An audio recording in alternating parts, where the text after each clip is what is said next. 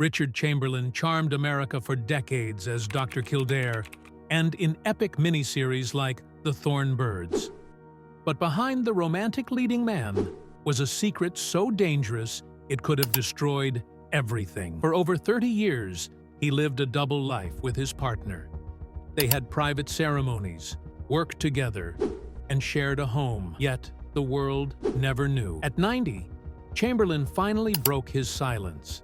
But the story didn't end there. What he revealed about those hidden decades would shock even his most devoted fans. Richard Chamberlain was born on March 31, 1934, in Los Angeles. His parents seemed successful and elegant. His mother, Elsa, was a singer and actress with German roots. His father, Chuck, sold store equipment and later worked in real estate and refrigeration.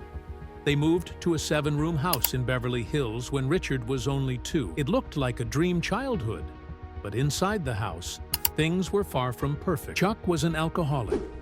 His behavior made home life dark and painful. He became active in Alcoholics Anonymous and even wrote a book about his recovery. But Richard had already suffered too much. He once said his father's death came as a relief. He didn't miss him at all. The fear and tension at home made him want to be nothing like his father. That rejection would go deeper than he realized. As Richard grew older, he felt more and more like he didn't belong. Being gay in the 1940s and 1950s was a dangerous secret. He believed there was something deeply wrong with him.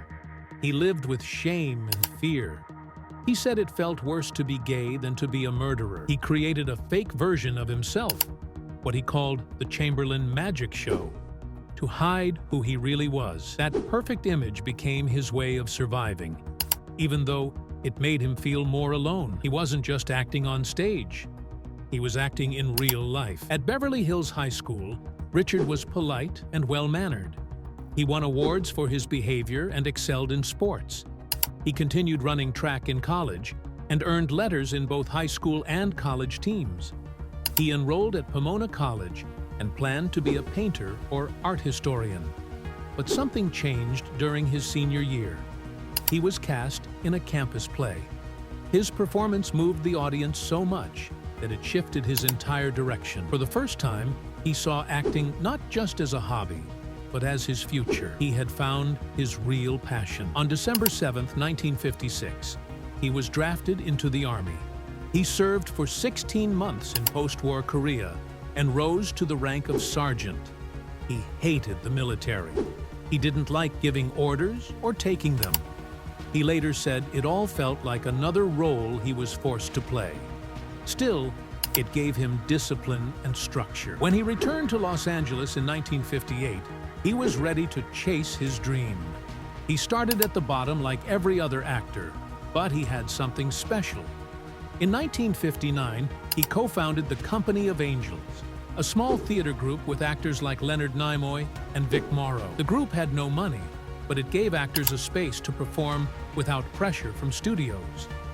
It also gave Richard a chance to train and grow. These unpaid performances slowly built his reputation. That same year, he landed his first television appearance on Alfred Hitchcock Presents. In 1960, he appeared in an episode of Gunsmoke. These were small roles. They didn't pay much, but they taught him how to work in front of a camera. More roles followed in shows like Mr. Lucky and Riverboat. Even with these credits, money was tight. Richard took whatever work he could get. Like many struggling actors, he worked odd jobs just to survive. His degree and military experience didn't matter in Hollywood. Success came slowly. He kept training, spending money he barely had on voice lessons. He knew stage acting wouldn't work on TV. He needed a softer, more intimate style. He pushed himself to become camera-ready. Then came the moment that changed everything. MGM was casting a lead for their new medical drama. They had already offered the role to William Shatner and James Franciscus, but both declined. Desperate, the studio turned to local theater actors. That's when they saw Richard. His looks, training, and quiet strength stood out. When Richard Chamberlain was cast as Dr. James Kildare in 1961, almost no one in Hollywood knew his name. He had played small roles in shows like Gunsmoke and Alfred Hitchcock Presents, but nothing that stood out. That changed overnight. On September 28th, Dr. Kildare premiered on NBC and turned the 27-year-old into a national sensation. The show wasn't just a hit. It became one of the most talked-about programs on television. It ran for 191 episodes over 5 seasons, ending in 1966. During its first year, it landed in the top 10 and stayed in the top 20 for 2 more. MGM executives were stunned. In just a few months, Chamberlain's name was bigger than anyone expected. He was suddenly getting more fan mail than Clark Gable ever had. At the height of the show's popularity, Chamberlain received around 12,000 fan letters every week. That's about 1,100 letters every single day. Women poured their hearts out in those letters, treating him like a real doctor. Some wrote about their personal health problems. He once called it mail-order gynecology. When MGM sent him on his first public appearance tour in 1962, they had no idea what would happen. In Baltimore, the crowd got so wild that police had to pull him out and take him by boat across Chesapeake Bay. In Pittsburgh, things got even more intense. Nearly 250,000 people showed up. Downtown came to a halt just to see him. In 1963, Chamberlain won the Golden Globe for Best TV Star, Male. Just 2 years before, he had been unknown. His win wasn't only about acting, it was about his influence. Photoplay magazine named him the most popular male star 3 years in a row, from 1962 to 1964. During this time, his face was everywhere. NBC even started paging Dr. Kildare in real airports and train stations as if he were an actual doctor. That same year, medical schools saw a rise in applicants. Many young students said they had been inspired by watching him. The line between actor and character had almost disappeared. Then came something no one expected. Chamberlain had a hit song. In 1962, he released "Three Stars Will Shine Tonight," the theme from the show. It reached number 10 on the Billboard Hot 100, number 4 on the Easy Listening chart, and number 12 in the UK. In Canada, it hit number 4 on the Chum chart. This led to an entire album called Richard Chamberlain Sings. His face ended up on candy bars, board games, comic books, and other merchandise. Even the instrumental version of the song became a hit, reaching number 15 in the UK. It was clear he wasn't just a television actor. He had become a full-blown pop culture figure. At the height of his fame in 1966, Richard Chamberlain was receiving over 12,000 fan letters every week. He had just finished 5 seasons of Dr. Kildare, and for 3 years in a row, he was named the most popular male star in America. He could have stayed in Hollywood and earned millions from TV roles and endorsements. But instead, he made a move that shocked everyone. He left it all behind and went to England. Hollywood executives were stunned. He was walking away from guaranteed success, not because he had to, but because he needed something deeper. Chamberlain later said he liked being adored, but it felt hollow. He wasn't sure if the image everyone loved really matched who he was. What pushed him over the edge was a Broadway failure. He had starred opposite Mary Tyler Moore in Breakfast at Tiffany's, a musical version of the famous book and movie. It was expected to be a hit. $2 million worth of tickets were sold before opening night, but everything went wrong. The show was plagued with rewrites, director changes, and confusion. It only lasted 4 preview performances before being shut down. The embarrassment was enormous. For Chamberlain, it was more than a career misstep. It was a turning point. He realized he needed to start fresh. In 1969, he took the boldest risk of his life. He played Hamlet in England at the Birmingham Repertory Theatre. No American had taken that stage as Hamlet since John Barrymore in 1925. The British theatre world didn't welcome outsiders, especially not American TV stars. Critics came expecting to tear him apart, but Chamberlain trained hard. He worked closely with the cast and took vocal lessons to master Shakespeare's lines. He understood that everything was on the line: his reputation, his future, his identity, and to everyone's surprise, he pulled it off. The reviews were strong. The same British press that doubted him now praised him. In 1970, he played Hamlet again, this time on television. The Hallmark Hall of Fame broadcast featured top British actors and earned 4 Emmy nominations.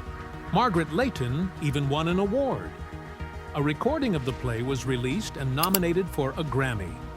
For a television actor, that kind of recognition was unheard of. But Chamberlain had done it. He had crossed the line from teen idol to respected classical performer. While in England, he kept choosing serious, literary roles. In 1968, he played Ralph Touchett in The Portrait of a Lady for the BBC. The series featured a respected British cast and aired over 6 episodes. In 1974, he appeared in The Ladies Not for Burning as Thomas Mendip. These performances helped build his image in the UK. Slowly, he was becoming more than Dr. Kildare. In 1969, he worked alongside Katharine Hepburn in The Mad Woman of Chaillot. They filmed in France and on location in Paris. It was a lesson in image control. Hepburn, who had hidden her relationship with Spencer Tracy for decades, taught Chamberlain how to separate his personal life from his public one. She knew how to handle reporters and deflect questions. Chamberlain paid close attention. He had secrets of his own to protect. Then came The Music Lovers in 1971, where he played the composer Tchaikovsky. The role was painfully close to home. The film showed Tchaikovsky's failed marriage and his hidden relationship with another man. It ended with madness, rejection, and death. Chamberlain said filming it felt like reliving his own fears. Every day on set was emotionally exhausting, but his performance was raw and unforgettable. Though the film struggled at the box office, critics saw the power in what he had done. In 1973 and 1974, he showed a completely different side by playing Aramis in The Three Musketeers and The Four Musketeers. These films were physically demanding, with sword fights, horseback stunts, and castle climbs. They were shot in Spain, and he trained for months to do the action scenes himself. The combined budget was $4.5 million. The films earned more than $10 million in theatrical rentals. They were nominated for 5 BAFTAs, and Raquel Welch won a Golden Globe. Audiences saw Chamberlain not just as a romantic lead, but as a full-fledged action star. Then, in 1974, he went even darker. He played a corrupt contractor in The Towering Inferno, the highest-grossing film of the year, with over $200 million worldwide. The film had a $14 million budget and starred Paul Newman and Steve McQueen. Chamberlain's character was the villain whose greed causes a deadly skyscraper fire. It was a huge shift from his usual roles. His death scene, filmed with real explosions, left him shaken. But once again, he proved he could break out of his clean-cut image. Around this time, his personal life was just as dramatic. In the early 70s, he began a romantic relationship with actor Wesley Ure. Ure was in his 20s, Chamberlain in his 40s. They lived together in secret, hiding everything from the public. Ure later called Chamberlain a father figure and mentor, but the relationship didn't last. Chamberlain met Martin Rabbit, and Ure was heartbroken. Years later, when reporters tried to out Chamberlain by questioning Ure, he denied everything. Eventually, Ure admitted that hiding the truth cost him his job on Days of Our Lives. It was a harsh reminder of the risks they both faced. In 1977, Richard Chamberlain met Martin Rabbit during rehearsals for a Tennessee Williams play. Rabbit was a writer, actor, and producer. Their connection was immediate. They began dating soon after and stayed together for over 30 years. At the time, Chamberlain was at the peak of his television fame. But their relationship remained hidden. In the late 70s and early 80s, being openly gay could destroy a career, especially for someone known as a romantic lead. Chamberlain and Rabbit lived like a married couple, even though the law didn't recognize it. They stayed together until 2010, keeping their private life carefully guarded the entire time. 2 years before they met, Chamberlain starred in The Count of Monte Cristo, which aired as a TV movie in 1975. His role as Edmond Dantes was powerful, emotional, and earned him his first Emmy nomination for lead actor. The production was directed by David Green and included stars like Tony Curtis and Louis Jordan. Even though it was made for television, it was released in theaters in several countries across Europe. Critics praised Chamberlain's performance, saying he stood out more than the rest of the cast. This role set the tone for his future work: serious, emotional, and epic. His big Broadway comeback came the next year. In December 1976, Chamberlain took the stage in The Night of the Iguana at Circle in the Square Theater. It had been 10 years since his last Broadway appearance, which ended in failure. This time, he played a tormented ex-minister named Reverend Shannon. The production ran for 77 performances and earned him a Tony nomination in 1977. It was an important turning point. Audiences finally saw that he could handle deep, dramatic roles. It helped reshape his image and opened the door to even bigger projects. By 1980, Chamberlain was ready for his biggest challenge yet. He starred in Shogun, a 5-night television event that aired on NBC in September. It was filmed entirely in Japan and cost $22 million to produce, making it one of the most expensive miniseries of its time. Chamberlain trained in Japanese sword fighting and even learned how to speak Japanese. The show was a massive hit, drawing 120 million viewers. Most of the dialogue was left untranslated, with subtitles instead. Critics were unsure it would work, but it did. It sparked a wave of interest in Japanese culture across the United States. Some even claimed the show helped introduce sushi to Middle America. 3 years later, Chamberlain took on his most famous role. In March 1983, the Thorn Birds aired over 4 nights. He played Father Ralph de Bricassar, a priest torn between duty and forbidden love. The timing was controversial. ABC aired it during Palm Sunday and Holy Week. The Catholic Church was furious. Still, the miniseries pulled in a 41.9 rating and a 59% audience share. 3 of its 4 episodes became some of the most watched TV events in history. What viewers didn't know was that Chamberlain, while playing a priest battling desire, was secretly in a long-term relationship with Rabbit. His performance felt real because, in many ways, it was. The show also pushed the limits of what was allowed on television. There were scenes labeled as moderate for sexual content, including moments between a priest and a woman in a lake, and another where a woman kisses a man's body. These moments were bold for network TV, but they helped the show pull in 120 million viewers. Chamberlain's chemistry with co-star Rachel Ward was intense. Their beach scene became one of the most memorable in television history. The timing, content, and religious themes turned the Thorn Birds into a global event. Chamberlain later said the series had a huge impact on audiences all over the world. For his role, Chamberlain won the 1984 Golden Globe for Best Actor in a Limited Series. It was his second Golden Globe after winning one for Dr. Kildare years earlier. The series itself won Best Miniseries. It also earned 16 Emmy nominations and won 6. This made it one of the most honored miniseries of all time. Between Centennial, Shogun, and the Thorn Birds, Chamberlain became known as the king of the miniseries. His ability to play conflicted, passionate characters kept audiences watching. Nobody realized that behind these roles was a man living a carefully hidden truth. In 1986, Chamberlain quietly let his private life peek into his career. He cast Martin Rabbit as his character's younger brother in Alan Quatermain and The Lost City of Gold. The timing was no accident. That same year, they moved in together in Hawaii. By then, they had been a couple for 9 years. On screen, they were brothers. Off screen, they were partners.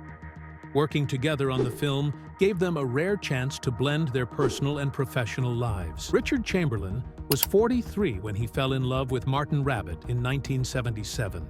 At the time, he was one of the most famous faces on television. But for the next 23 years, their relationship had to stay hidden. They never checked into hotels together. If they traveled, Rabbit used a different name or stayed elsewhere. Even when they worked on the same movie in 1986, they kept their distance in public. They rehearsed how to act around each other. They even had a private ceremony in 1984.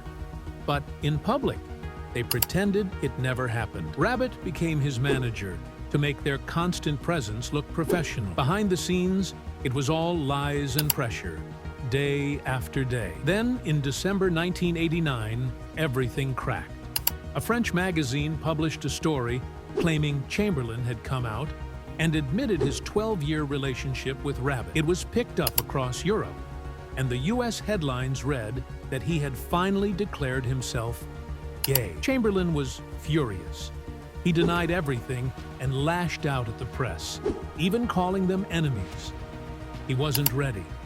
He feared his career would vanish. He stayed silent about the truth for another 14 years, afraid that one wrong move would destroy everything he had built. During those years, he turned to therapy and spiritual teachings. One name stayed with him, Jiddu Krishnamurti. The philosopher taught him to observe his thoughts and see beyond the masks people wear. Chamberlain clung to that message. But even with years of practice and inner work, the pain didn't go away. In interviews, he admitted he still lived with fear and anxiety. The more the public loved his on-screen image, the more he hated who he really was. He wrote that protecting his fake persona became a daily habit. One mistake could ruin him. That fear followed him everywhere. In 2003, he spoke openly for the first time. He was 69. In an interview, he said he had hated himself for years. He said he had lived in hiding for so long, it felt like a form of psychological torture. He finally let go of the lie that had shaped his entire life. He published a memoir called Shattered Love. It became a bestseller. In it, he admitted something simple but powerful, that being gay or straight was not a big deal, but the hiding had nearly destroyed him. He said the only reason he found the courage was because the calls had stopped coming. His career had already quieted down. That same year, he and Rabbit appeared together in a New York Times interview. It was the first time they ever showed the world who they were. They had been together for 26 years. Chamberlain was 69 and Rabbit was 50. They finally told the truth. Rabbit spoke with calm sadness, saying they had paid a high price for fame. He had lived in the background for decades, invisible to the world. He said he had watched Richard torture himself with fear. Now, finally, it was over. In that interview, he told his partner, "You're lighter, freer now. You've lifted many, many veils." The fans responded with warmth.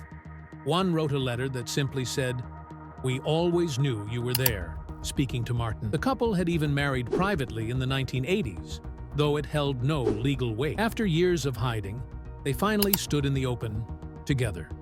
It wasn't easy, but it was honest, and for the first time, it brought peace. At 64, when most actors start slowing down, Richard Chamberlain did the opposite. He stepped back into the spotlight and began a new chapter. He played Clyde on Will and Grace in 1998.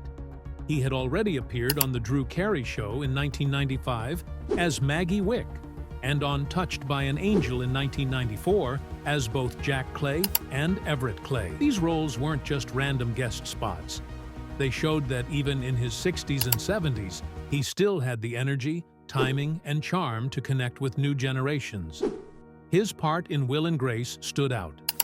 That episode aired just 5 years before he came out as gay in 2003, giving the moment unexpected meaning. It wasn't about catching up with the times. It was about quietly stepping into who he really was. Through all of it, he proved he wasn't stuck in the past. He could still do comedy, drama, and anything in between. Then he surprised people again. At 75, he took on one of his boldest roles yet.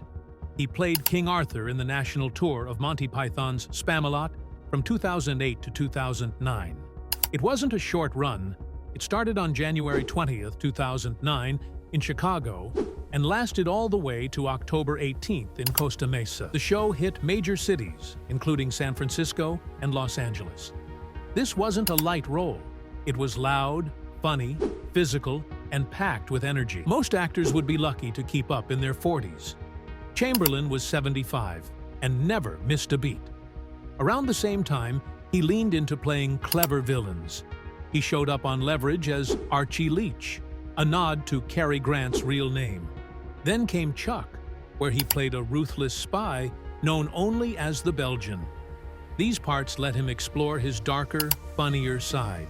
He could be charming and dangerous, playful and serious, all in one scene. After decades of scripts, sets, and fame, he made a change. He moved to Hawaii and called himself a happy beach bum. He built a house on the ocean in Maui, a project that took 4 years. But after all the work, he found himself restless. "Nothing's happening here," he said. So he gave Los Angeles another try, but didn't stay long. He eventually found peace in Waimanalo. That's where he settled. The man who once received piles of fan letters every week now spent his days painting by the ocean. It wasn't a random hobby. He had studied art and painting at Pomona College before acting took over. Now he was finally picking up where he left off. He also started speaking out for environmental causes. In those final years, he was no longer hiding. He wasn't acting anymore. He was just being himself. Then, quietly and almost symbolically, it ended. On March 29, 2025, just before midnight in Waimanalo, Richard Chamberlain passed away from stroke complications. It was 11:15 p.m. 2 days later, he would have turned 91. That moment was both sad and strangely peaceful. It felt like he had chosen his time. Martin Rabbit, his longtime partner, was with him. His words after Chamberlain's death touched many hearts. "Our beloved Richard is with the angels now. He is free and soaring to those loved ones before us.